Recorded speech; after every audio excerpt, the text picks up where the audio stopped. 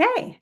Hello. Hi. Welcome, everyone. And thank you for joining. So, we've got some special guests with us today. We'll introduce in a minute, but we're going to be talking about the last couple of, the last level of CCSS requirements. So, the last couple live streams we've done for CCSS, we've walked through CCSS level 1 and level 2 requirements. And so we didn't get to every single requirement because the standard's pretty robust, but we talked about some of the foundational requirements in level 1 and then how level 2 builds on that with some stronger requirements. And then today we're moving into level 3, where we focus even more on resilience, reducing points of compromise, and the key life cycle in general. So this is the level that really mature organizations reach. And let's talk with our guests today. So I'm Jessica Levesque. I'm the executive director. I'll be moderating, but our experts today include our committee chair, who's going to start introductions, and then we'll do kind of a round robin. So Dirk, you want to get us started? Yeah, I'm Dirk Anderson. I'm the founder of Imagine Crypto, and as Jess said, the chair of the CCSS steering committee. All right, Michael? Hi, I'm Michael Perklin. I'm one of the founders of C4 and one of the earliest contributors to the CCSS standard. Today, I'm a principal at Bitcoin Consultants, and I'm happy to be here. Awesome. All right, Justin? Hi, folks. Justin, I'm an enterprise architect at Hellborn, which is a leading Web3 security company. Here I work on custody for a lot of our institutional clients and also lead our AI advisory practice. And so happy to chat about the intersection too, as that becomes more of a threat modality, but lovely to be here with you all. Awesome. And Justin, you were actually our first CCSS implementer to get certified. You barely eked by beating out Ethan. So we have our first two within I don't know, hours or something on the call. So that's exciting. Ethan? I'm Ethan. I have a fractional CISO consulting service called Next Encrypt, and I've been involved in the crypto industry for about 8 years and broader finance even longer. Okay, so we have a lot of experts on the call, both with the CCSS and crypto security and key management. So this is going to be a good discussion. If you didn't check out the level 1 and level 2 streams yet, you don't need to have watched those to understand what we're talking about today. So while they do build on each other, the requirements we're able to talk about them kind of one at a time as well. So how we're going to do this is we're going to go through starting from the beginning, the first aspect, and we might bounce around a little bit, but we're mostly following along the order of the standard. Just so if you're following along, I'll put the link to the CCSS in the YouTube chat so that you can take a look at it if you're not familiar with where to find it. But let's get in, let's geek out. That's what we love about this stuff. So let's start with the first aspect and aspect control, which is key material generation. So we're going to get nerdy right from the start. Dirk, do you want to get us into 1.01.3.1? Dirk, get us started, and what are we talking about? Yeah, sure. And it's probably worth mentioning, Jess said that this is the level of controls for more mature organizations. So just reiterating that for anyone who's not familiar with the CCSS and just joining us, there are 3 different levels of certification you can achieve. And so as Jess mentioned, we've already kind of covered the level 1 and level 2 controls, and this would be for that 3rd level, that highest level. And so a lot of these controls build on some of the other, controls within the standard and just get geekier, more complex sometimes, and more robust, and also can just be harder to achieve. And that's, kind of what puts them up there at that level 3 compliance level. So anyways, diving into 101.3.1, the first one here is that at level 3, any key generation mechanisms that you're using have to be compliant or conform to the requirements of NIST SB 800-90A. Now, there are 3 different 800-90 standards that address different elements of complexity and how numbers are generated. A specifically has to do with the randomness and entropy that is utilized in generating keys. And that's really, really critical. We've talked about on past calls. How essential that initial data that you feed in to generate your keys is, because if it's not random enough, the likelihood of you having collisions or generating the same key or easily breakable keys, guessable keys, goes up dramatically. So, and I think we told the story on one of the earlier calls about the old Android Bitcoin wallet, where people would install it on their phone and generate a wallet, and lo and behold, there was already Bitcoin in their wallet because it was generating the same wallets over and over again due to sloppy randomness. So SB 800-90 really dives into the details of, it's a very technical standard around how randomness is generated in electronic devices. And one of the cool things about it is, or not about it specifically, but there are tools out there that you can utilize as well to test the randomness coming out of these devices to make sure that they meet the standards of SB 800-90. So I'll stop there if anyone else wants to like jump in and make any comments. Well, yeah, if we're talking about randomness, let's randomly jump in. I feel like it's perfect for it. And Michael, do you want to go next? Yeah. Dirk covered it well. Before I add to it, I did want to step back one quick step and correct one very common misconception that I hear time and again from people who aren't as familiar with the CCSS as those of us on the call. When they see levels 1, level 2, level 3, they may think that, oh, well, level 3 is good and level 1 and 2 have got to be bad. That's absolutely not the case. Level 1 is incredibly secure. Level 2 is beyond that, and level 3 is paranoid level security. So while we are talking about level 3, that paranoid level that should apply to institutions and more mature organizations, as Dirk put it, that's not to say that levels 1 and 2 are not worthy. As evidence of how level 3 does cater to more mature organizations, another aspect of the DRBG usage is that a detailed run book is used. Before you even begin creating your key, the organization has taken the time to document a whole lot of steps and a whole lot of different actors that will all be part of the key generation ceremony. This way, when the ceremony begins, everybody knows exactly what they're doing in exactly what order, very much like orchestrating a play. After rehearsing it a few times, all the actors know all their lines by heart, and it's old hat for them. This detailed run book defines all those aspects and makes sure that nothing is missed along the way. Anybody else want to say anything else about key generation? I'll add in here actually off this run book comment by Michael. Like, I think doing something consistently is not at odds with randomness, right? I think this is something that we also have a lot of conversations with clients about. At the institutional level, when you're going for that level 3 compliance, randomness is obviously very important from a technical implementation perspective, but your ability to run the process repeatedly, consistently, and in a way that's auditable to your auditors, but also you inevitably lose folks, right? People go to other jobs, maybe there are rifts, things like that. But your ability to operate your actual custody system itself must be consistent over time to satisfy other compliance obligations, regulatory requirements as well. And so that run book is essential. Also, the fact that you can audit that run book at Hellborn, for example, folks will bring us in to say, we've done what we think is correct. Can you check to make sure that the setup of the wallet was proper? So unless someone was actually there physically to witness it, right, the run book is your best way to figure out if the proper steps and controls were implemented in the initial ceremony. So yeah, I think super critical point. Yeah. Ethan?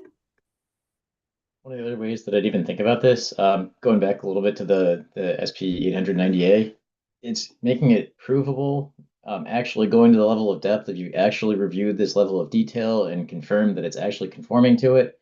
It doesn't mean if you don't do that, what you're doing isn't necessarily secure, but it's that you're going to that level of depth that you can't really take it much further than that. It's you did the double check, you did the actual review, you brought in, made sure you had the skill set to understand that 100-page specification, because that thing really is like about 100 pages long from NIST, and made sure that you actually haven't missed anything in there. And it's exactly why, from what the other three were saying, it's if you get it wrong with with your actual randomness, you get it wrong with your keys, it can be catastrophic later.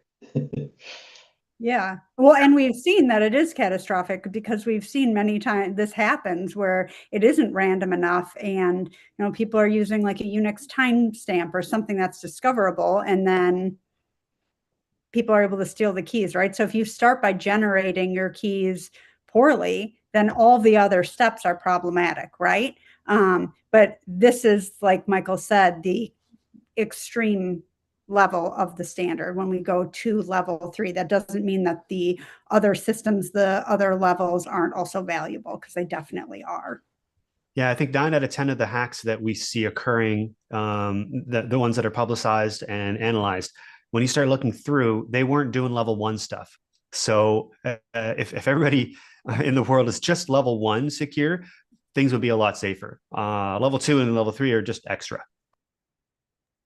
Yep. And I'd like to build because I think it's really important, right? The what Michael and Ethan kind of both said around um, you want you don't want randomness in your process. You want randomness in your key generation. You don't want randomness in the process, right? The process has to be reproducible. It has to be everybody has to know, like Justin said, their roles and what they're doing. And I think this is really important because of the way, and I've talked about this before, so I apologize if this is a bit of a rant, but because of the way the crypto industry grew and the blockchain industry grew, a lot of people came into Bitcoin that didn't have traditional information security backgrounds, and so their ideas for operational security came from things like spy movies, basically, right? I mean, everybody's wearing their crypto keys on chains around their necks, and um, uh, just kind of operational things where they're like overly paranoid and missing out on 90% of the attack vectors that are the real world and what's going to happen. And so one of those is I've talked in multiple cases with organizations where, like, well, we don't write anything down because that's just an attack vector. Then we told people how we're doing this stuff, and and they can use that. To which I always reply, if you can't protect your documentation, how on earth would I believe that you can protect my crypto? Right? It's really important that in order for something to be auditable, for something to be verifiable, and more importantly, for an organization to be able to execute securely the processes the same way that they've defined them each time, when you have turnover in staff and that sort of thing, you have to have documentation of your processes. You have to have that run book. Yeah, that's such a good point. How are we going to trust somebody to hold onto our crypto or the keys, and they can't keep a document safe? That's like such a good example. Absolutely. Okay, so what else do we want to say about key material generation? So we've that's the first level 1 requirement. We got into a little bit about like the documentation and the run book about it. What else needs to be looked at when we're talking about key material generation at level 3? 1.01.3.2. And sorry for rattling off the numbers. I know it's kind of like, oh gosh, the numbers, and we're talking around it. And we're not going to focus on the numbers. It's just helpful if you're watching to be able to reflect back to which ones that we're talking about when you look at the standard, because the standard is public. Anybody can look at it on our website. So please do. Michael, did you want to jump in? Yeah, you brought up a great point, Jessica.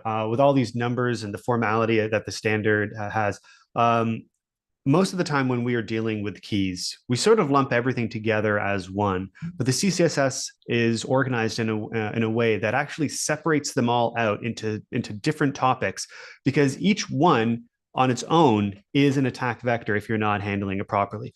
So far we've all been talking about key generation, just creating the key. But once the key is created, you need to create a wallet out of that, which involves the public key. And okay, now you have a wallet. Well, you also need to store it somewhere. You're also going to need to use it. Key of like using the keys and storing the keys are technically different things, but they're sort of lumped together as the security of the key.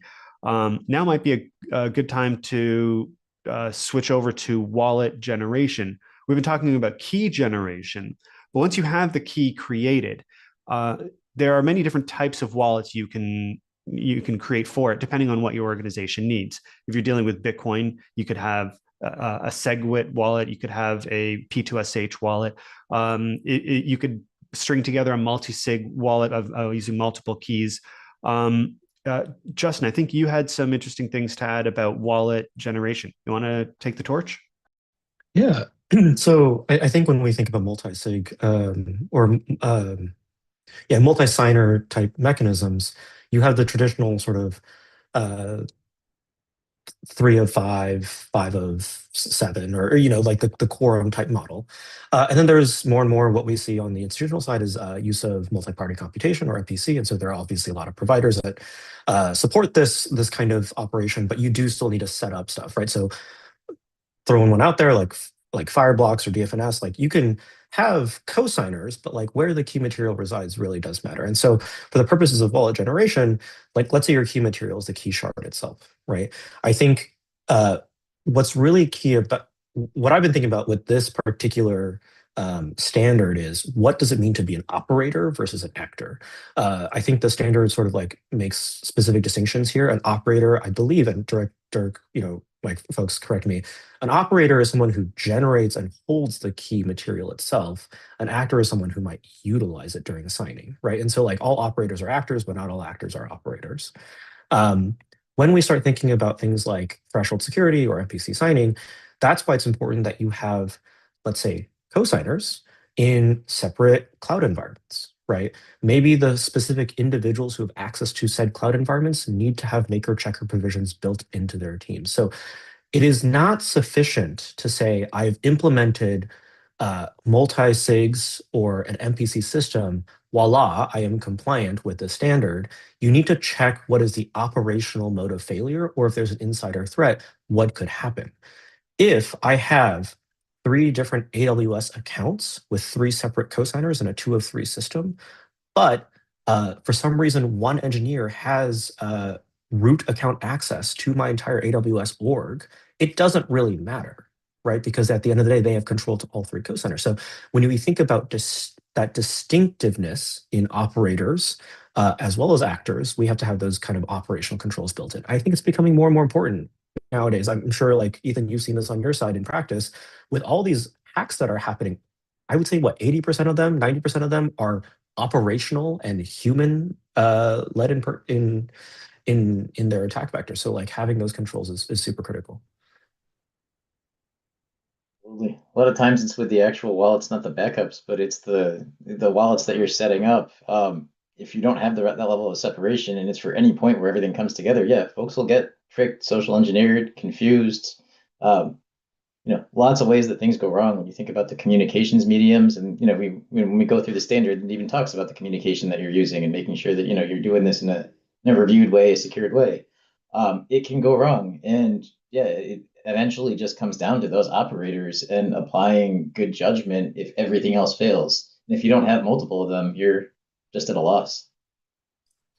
There was one audit I was doing where there was a very technical person on staff, and he handled the whole key generation for this multi-sig setup. He had created, it was a 2 of 3 setup, and he created all 3 of the keys. He loaded them into the multi-sig setup, and he backed them all up. Everyone there trusted him, and he was above reproach. Nobody would ever suspect that he would take something. And I had to explain to them that that's not the point. I don't doubt this gentleman's trustworthiness. I don't doubt his honesty, but there is a way to set up the keys so that nobody needs to have that trust. So instead, we are trusting math. We're trusting the process rather than trusting a human who, God forbid, could be coerced to doing things that he doesn't want to do under threat of his family or something like that.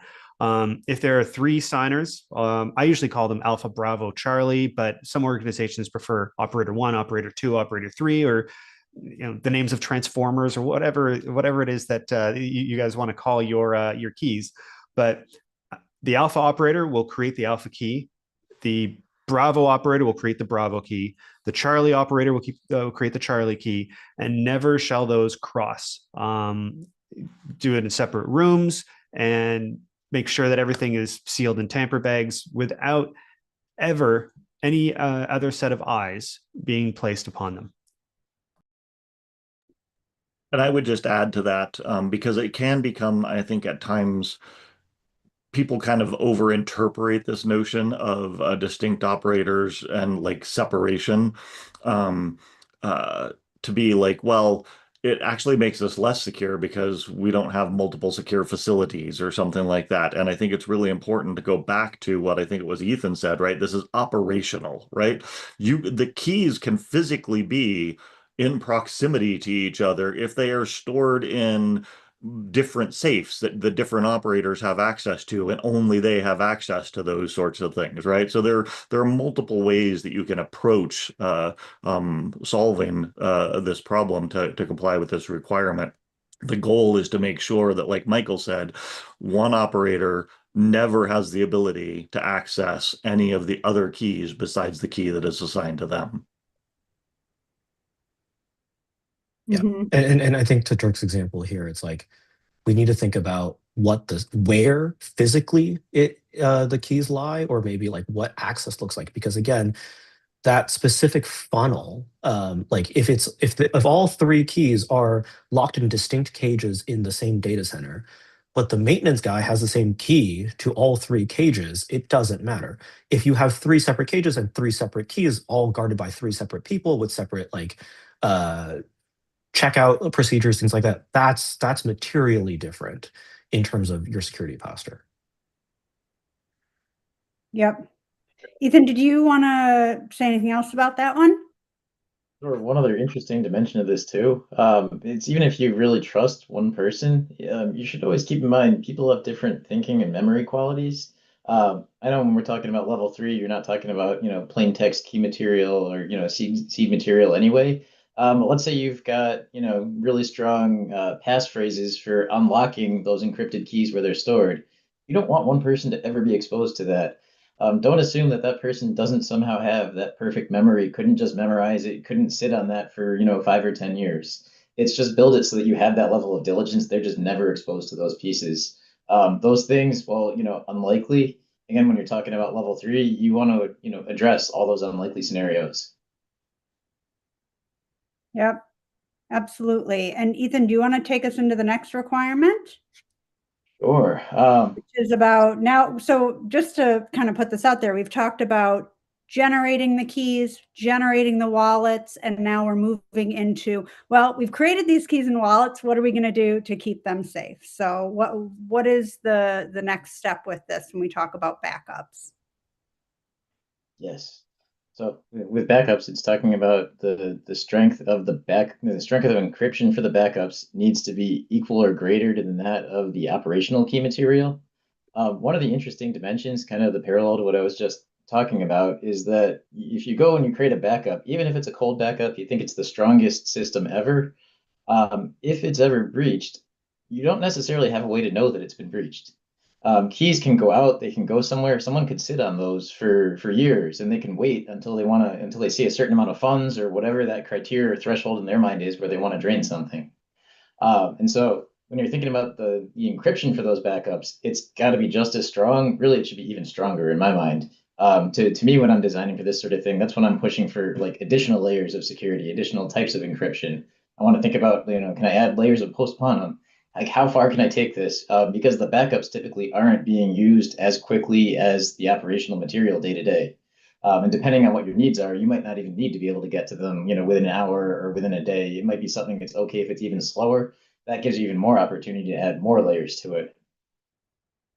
Yeah, I've heard some fun stories about how this works. And I think this kind of also goes back to the run book part and making sure that not the run book itself, but documentation. And if you're doing something like this, making sure that you've got documentation to keep track of where and what and how for all of this as well.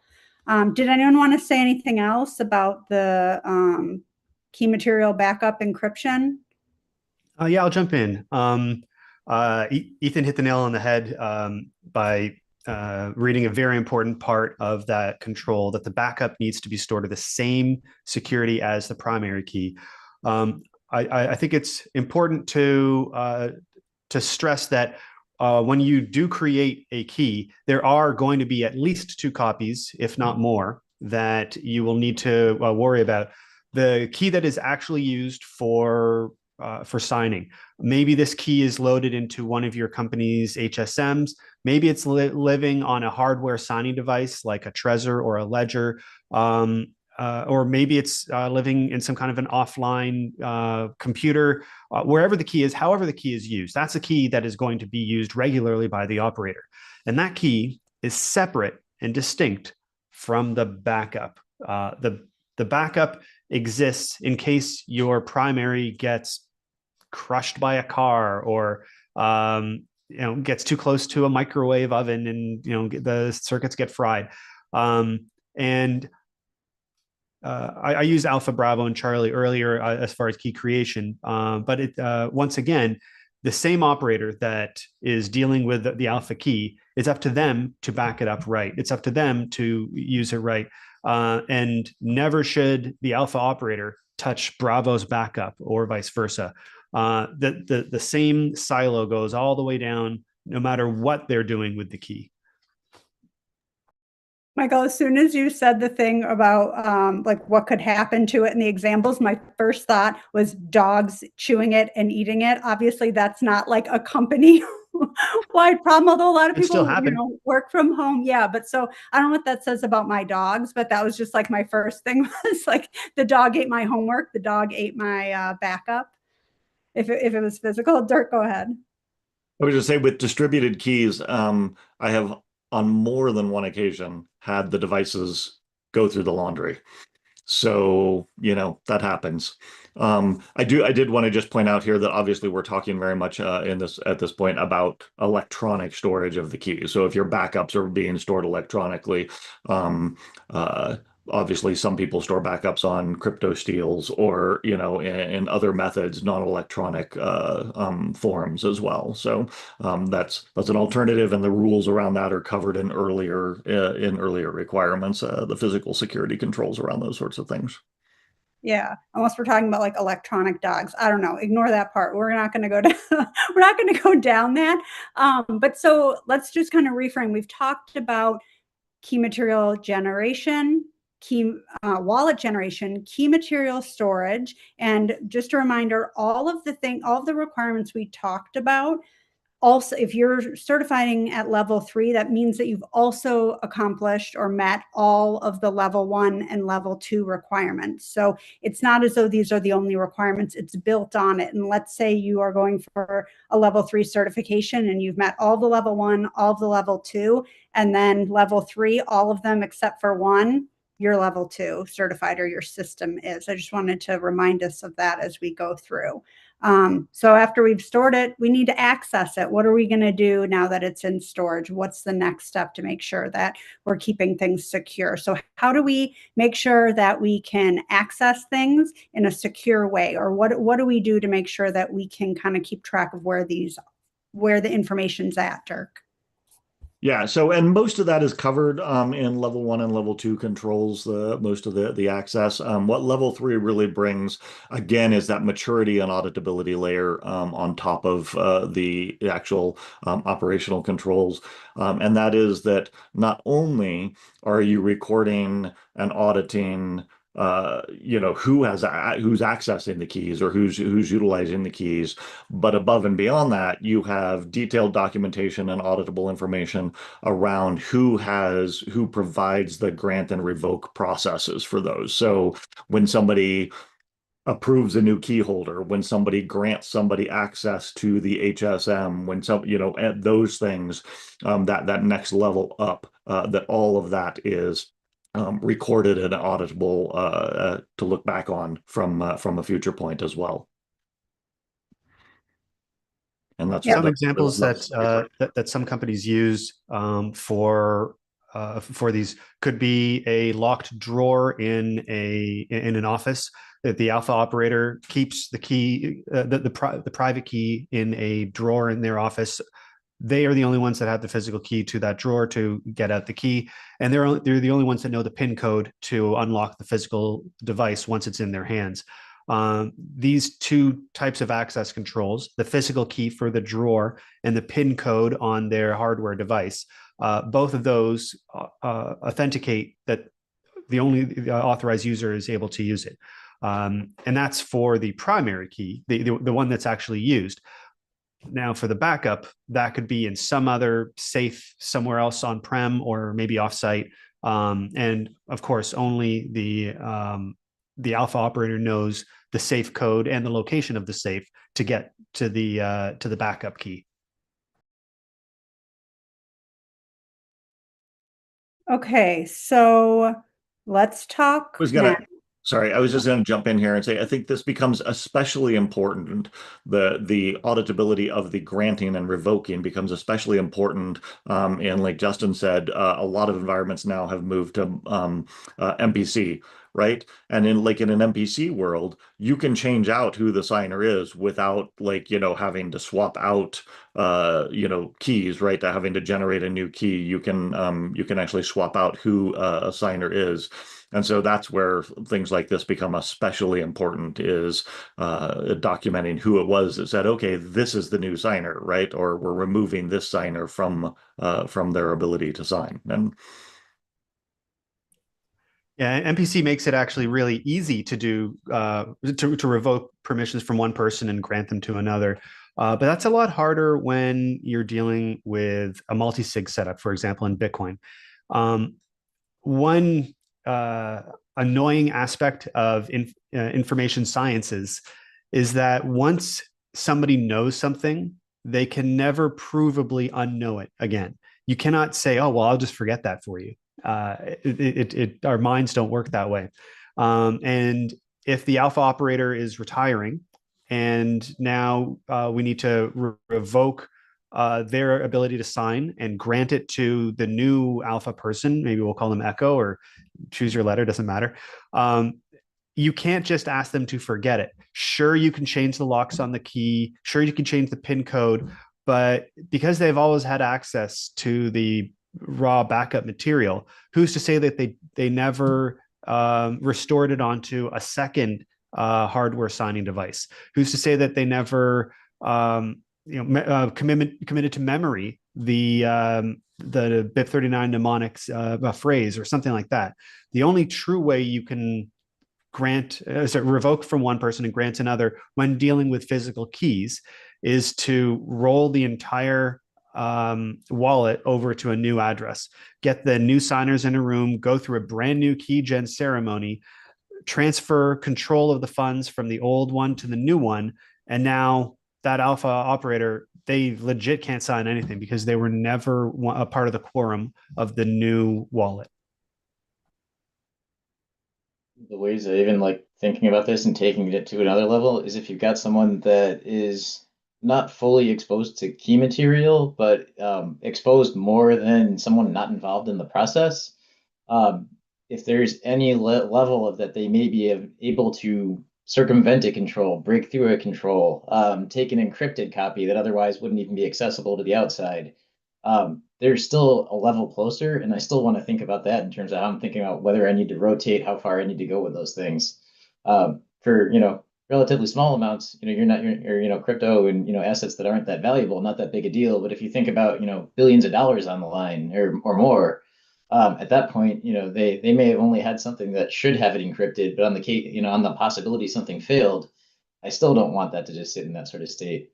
And it goes into a lot of trade-offs of having to actually move funds, use new wallet addresses, that sort of thing, unless you have a system that can be more dynamic. And then it's even just the risks of doing that operation itself, which longer conversation to go into, but it's it's very burdensome when those things start happen, and it's not even just direct exposure that I worry about.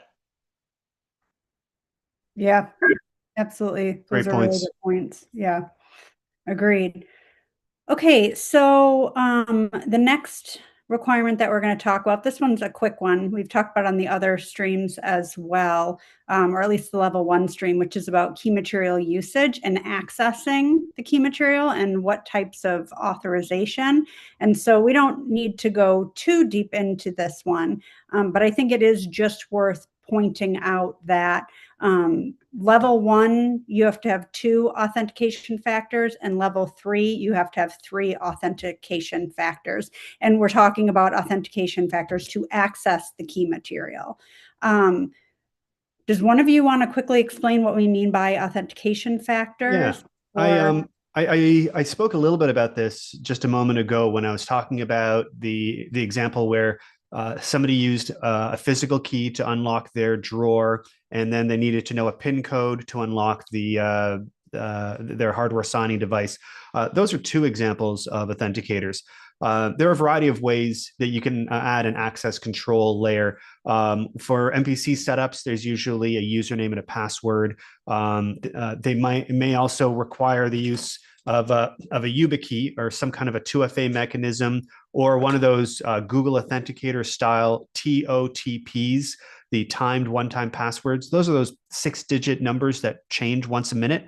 All of these are different examples of authenticators.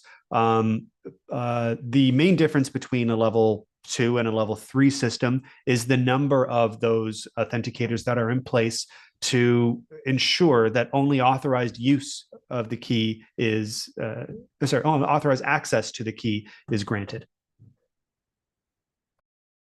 Yep. Thank you for explaining that. I'm curious if any of our implementers on this call have seen really exotic authentication mechanisms in the field, or just these run-of-the-mill ones that I've talked about, like physical keys, PIN codes, TOTPs, YubiKeys.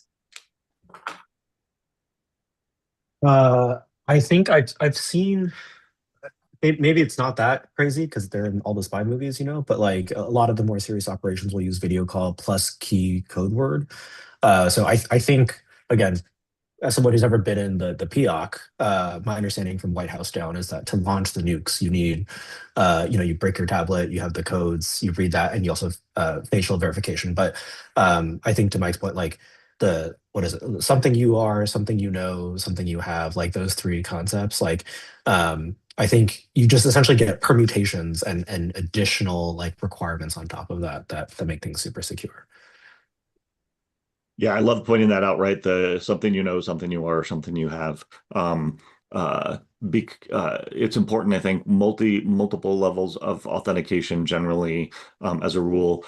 It's not just layering the same kind of authentication on top, right? So just has a lot of people will be like, well, I have 2 passwords to access this, but that doesn't change the attack vectors, right? Because if somebody can like figure out learn what one of your passwords is, they can learn what your other password is. So it's not just layering the same control on top, multiple versions of that, but actually having these different categories of controls. Well said. One other thing I'll add on top of that, I also like nudging folks to really think about what they're using for those factors. Even like a TOTP, if you're talking about a 6-digit code, 6 digits means that if somebody gets past everything else and just needs to do that, it's roughly a 1 in a million chance they could just guess the code. And then when you compare that to, the YubiKey that Michael's holding up, it's going to be astronomically harder to guess what's going on there. And so it's even thinking about those levels of it also.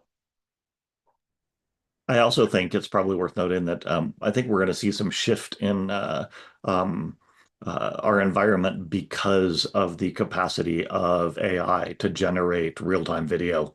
So like that whole like video recognition, having a video call, is going to become inadequate on its own for sure, I think, in the very near future.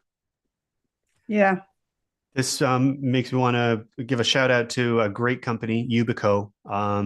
Their YubiKey product is fantastic for security. These tiny little guys, for those of you watching, if you want to beef up your security, never buy just one YubiKey. Always buy 2, because who knows when you're going to lose this. It's going to get run over by a car or something like that.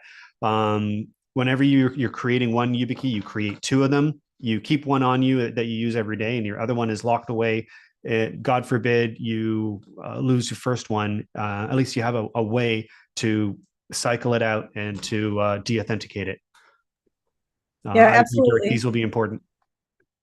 Well, and actually, this is kind of funny because our next requirement that we're going to talk about is the opposite. So both things have to happen, right? You need to have duplicates or copies of things and kept in a safe way, backups for all this.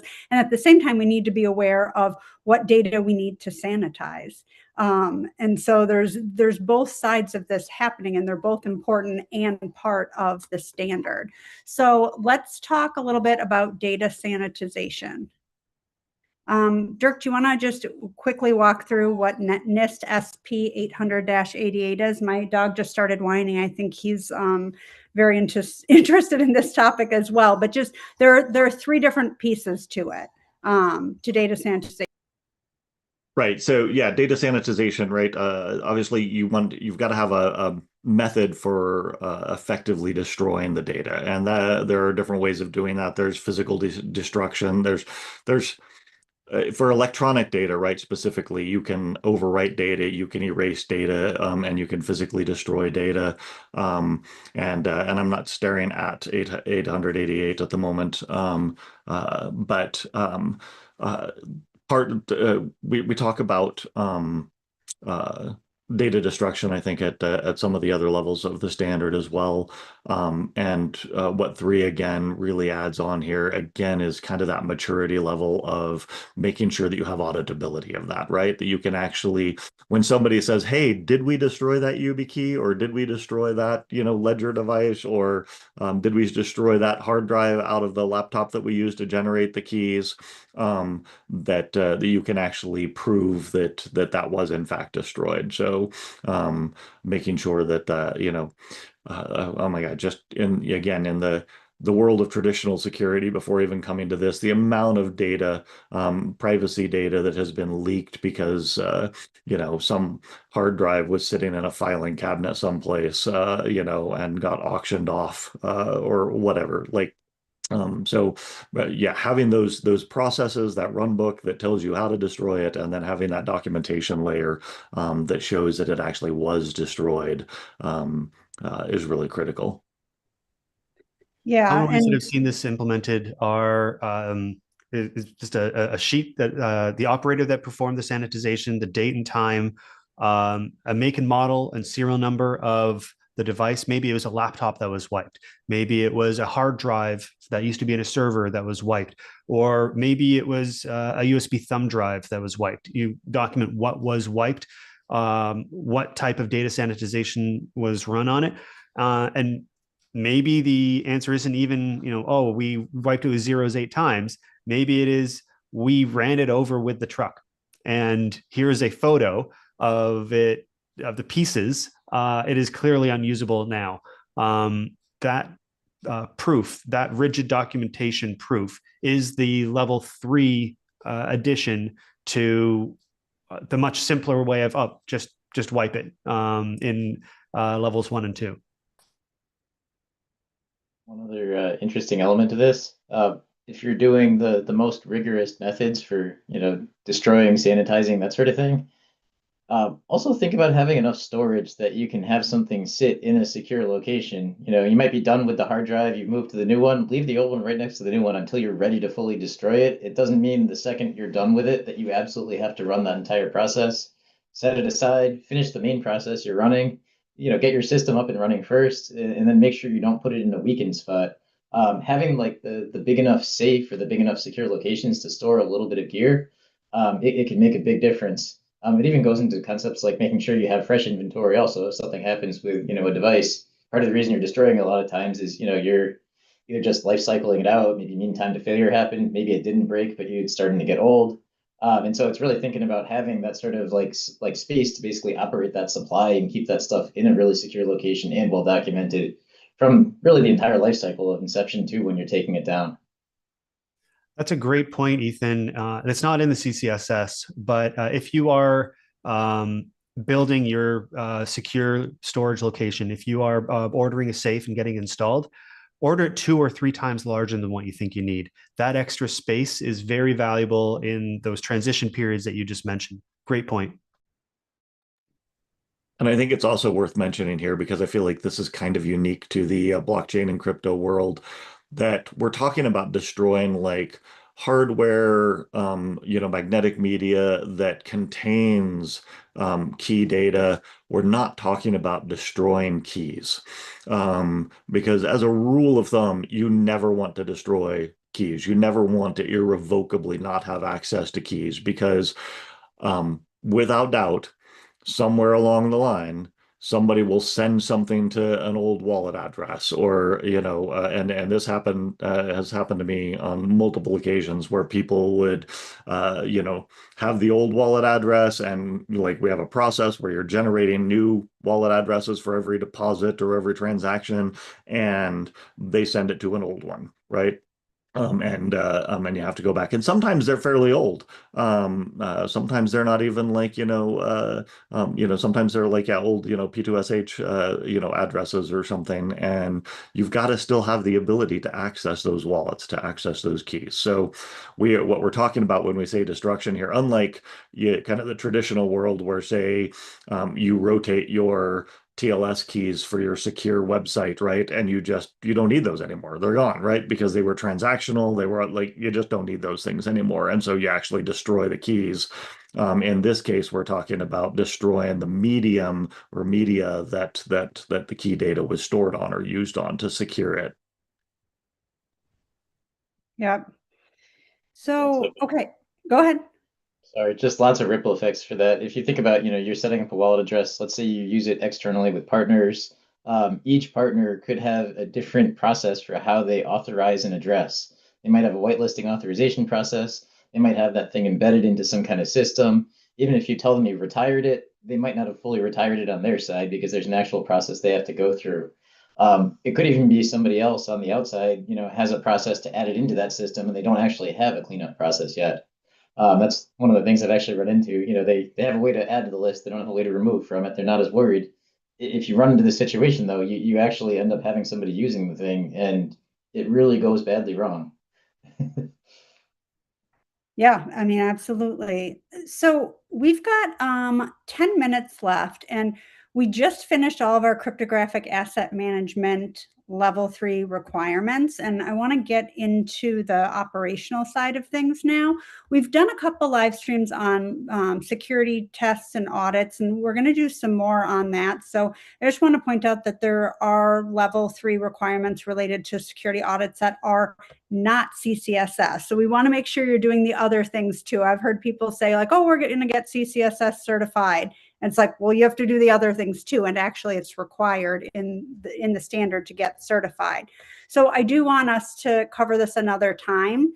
And then we'll also talk about, I think we're going to do a live stream actually on the blockchain state and how that connects to all this, because that's a new level 3 requirement.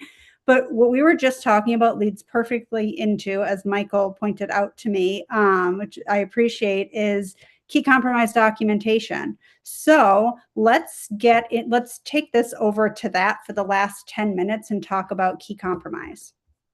Michael, do you want to get us started? Sure. Yeah, we Ethan and Justin and Dirk, we're all touching on points, what to do when you're cycling keys, when something gets compromised, yada yada.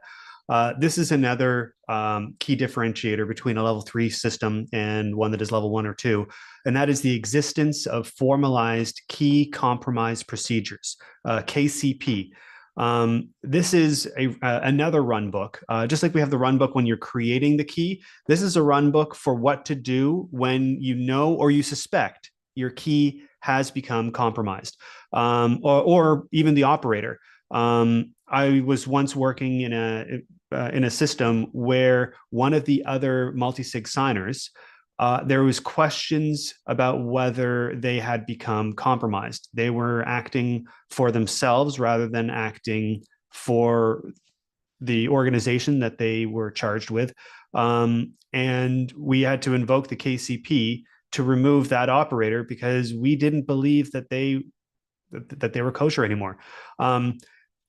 Having a document that outlines every single step that you take when you want to remove an operator or you want to remove a key is vital, because when you believe that a key has become compromised, or even worse, when you see evidence that transactions have started to flow from your wallet that none of you have authorized, it's clear your key has become compromised. You don't have a lot of time to rescue everything and move it all to a new wallet. Having all of this documentation prepared in advance makes it very easy to just get people on the phone. All right, we're going through the run book. We practice this, once every quarter. We're just doing the same thing, but we're doing it for real now. Let's go. Boom, boom, boom, boom, boom. And within a very short amount of time, you now have a safe place to dump your whatever crypto is left before the attacker gets all of it. Anyone else have anything else to add? I'd just like to expand on something Michael just kind of referenced there, right? Which is we practiced it every quarter. And one of the requirements at level 3 is that you actually have testing, that you actually test your key compromise protocol on some sort of periodic basis for exactly that reason, to make sure you can move quickly, right? We talk all the time about how the blockchain world is different because of transactional finality, right? Once it moves, it's gone. There's no asking your bank to bring it back or anything like that. So like Michael said, it's really important that you be able to move quickly and respond quickly in order to mitigate the impact of potential compromise. And one of the key elements of being able to do that is that you have in fact practiced it, right? And that everybody knows what they're supposed to be doing. And to practice it, to make it effective, I think you need a few components. One is like that monitoring that we've been talking about kind of ad nauseum at this point, but I think is so critical, right? If you don't know what you're monitoring, if you don't know what the pieces are to the system, you won't even know that you've been hacked half the time. I think this is less a policy itself, but this is why, at least at Hellborn, one thing we emphasize a lot is if you're dealing with on-chain vaults, something that we're seeing a lot more with tokenization, real assets, that you have time locks in place, some sort of transaction authorization policy that gives you time to detect and then also respond. And thirdly, this is maybe a bit of a hotter take, and I'm not quite sure how this works all the time in implementation, but a lot of the attacks we tend to see are key is compromised, but the actual exfiltration of funds is handled algorithmically. And so if your team's response is hampered by the requirement to do things manually, you may not recover as many funds as possible if you don't have some sort of automation that you can also trigger in your KCP. Again, it depends on your risk appetite and what your operating environment is, but something for folks to consider. Really important dimensions. One other one, and actually I can give Dirk the credit for really pushing on this, because during the training he emphasized it also, is the complexity of what it takes to move all the funds out of a wallet. You might have keys and an HD hierarchical deterministic wallet off of there, where you might have 1, 5, 10 thousands, potentially millions or even more addresses. Funds could be scattered all over the place. What's the gas cost? What's the complexity? How many transactions do you need to execute? How much can you batch? How quickly can you do all of this? How much automation does it take to do this if you want to be able to respond quickly? And when you think about, if you're thinking about like in classic terms like RPO, RTO, that sort of thing, what does that mean for the scope and scale of funds and how it exists, or assets, I should say, and how it exists on chain? Yeah, to that end, I would even say you have to like any sort of incident response plan, the key compromise procedure, you have to think through kind of like all the worst case scenarios, right? Like because bad things will always happen in like groupings, right? Shakespeare, right? Like when troubles come or when they come as not as single spies, but in battalions or whatever. Bad things will always happen in multiples. And so you will discover that the time your key is compromised or your operator is compromised will absolutely coincide with the fact that it's the holidays and two of your other signers are on vacation somewhere in the Maldives or something, right? And or it will coincide with that winter blizzard that has kept people from being able to get into the facilities, or And so, yeah, if you've got to move, if you have to do a whole bunch of transactions really quickly, and you have to also recover backup keys in order to be able to do it, or that sort of thing, right? That you've to, kind of taken into account all of those potentials in thinking through what your key compromise protocol looks like. Crypto security is hard. This standard is now on its ninth iteration over a decade, and every day it is getting stronger as community members write suggestions, and the committee thinks about those suggestions and incorporates the learnings into the next version of the standard. I think the next version may even include stuff about AI, because that is becoming an everyday part of life.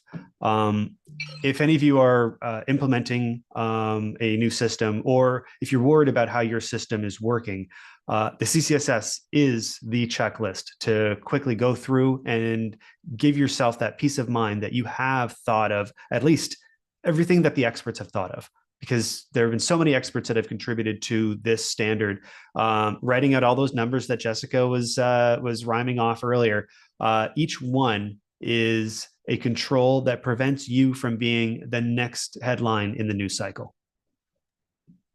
Yep, and they all come together. It's not just one, it's all of these together. And it's easy to forget something when there are so many things to pay attention to, right? I mean, we've got all of these experts on the call, and oftentimes you'll hear one of us be like, wait, which one was that? Or what exactly is that requirement? Because if it was easy to do this, then we wouldn't need experts in the space. We wouldn't need a standard to help us make sure we understand what the best practices are.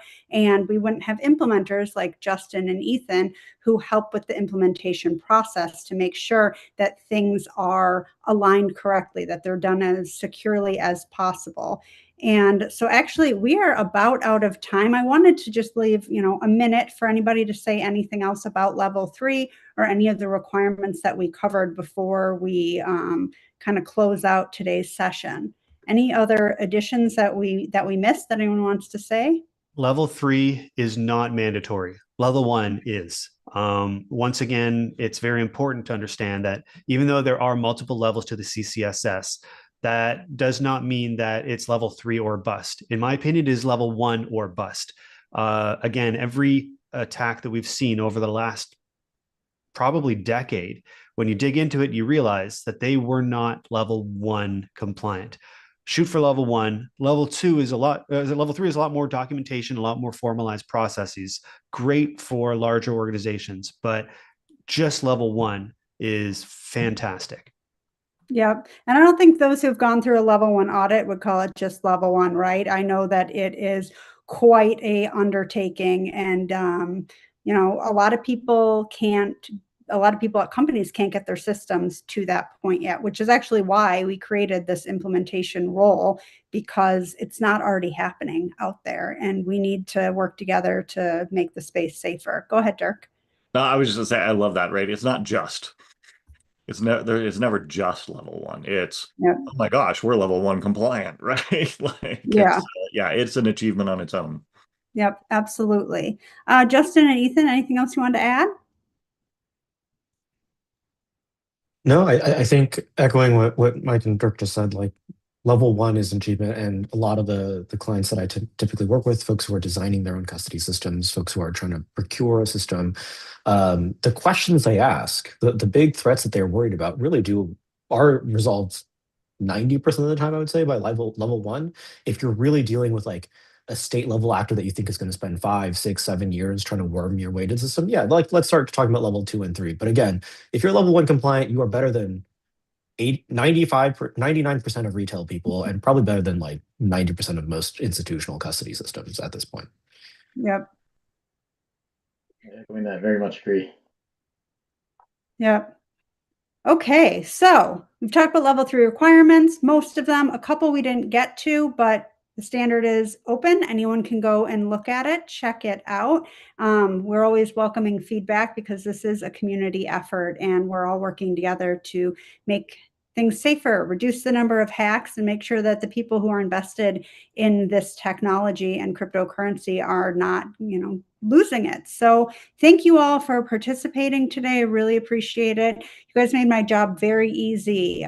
You're all such experts and so knowledgeable. I appreciate you being here, and C4 thanks you. And to everybody who's watching, please become part of our community. We need as many people as possible to keep pushing this forward to make improvements as a whole industry. Thank you all. Appreciate it. And we will see you on the next stream. Thank you.